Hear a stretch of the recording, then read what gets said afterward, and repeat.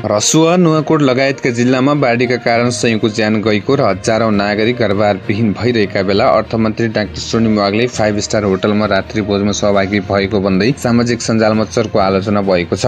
भारतीय कांग्रेसका नेता तथा सांसद शशि थरूरले सामाजिक सञ्जाल एक्स ट्विटरमा केही तस्बिर सार्वजनिक गर्दै अर्थमन्त्री वाग्लेसँग रात्रि भोजमा सहभागी भएको जानकारी दिएका छन्। थरूरले अर्थमन्त्री वाग्लेको प्रशंसा गर्दै नेपालका आर्थिक चुनौती र सम्भावना बारे उनले गम्भीर तथा विचारपूर्ण धारणा राखेको उल्लेख गरेका छन्। उनले लेखेका छन्, नेपालका अर्थमन्त्री स्वर्णिम वाग्लेसँग प्रभावित भए, जसले आफ्नो देशका आर्थिक चुनौती र सम्भावना बारे विचारपूर्ण ढंगले बोले। थरूरले वाग्लेको नाम बारे आफू उत्सुक भएको र वाग्लेले उनका पुर्खा करिब 800 वर्ष अघि महाराष्ट्रबाट नेपालमा बसाइ सरेको जानकारी दिएको पनि उल्लेख गरेका छन्। थरूरले नेपालको नयाँ सरकारमा शिक्षित, दक्ष र व्यावसायिक पृष्ठभूमिका मन्त्रीको नयाँ पुस्ता रहेको टिप्पणी गर्दै अर्थशास्त्रीका रूपमा परिचित वाग्ले त्यसको प्रतिनिधि पात्र भएको बताएका छन्। नयाँ नेपाल सरकारको जिम्मेवारीमा स्मार्ट, शिक्षित र व्यावसायिक मन्त्रीहरूको नयाँ पुस्ता छ। अर्थशास्त्रीका रूपमा रहेका वाग्ले त्यस पुस्ताको प्रतिनिधित्व गर्छन्।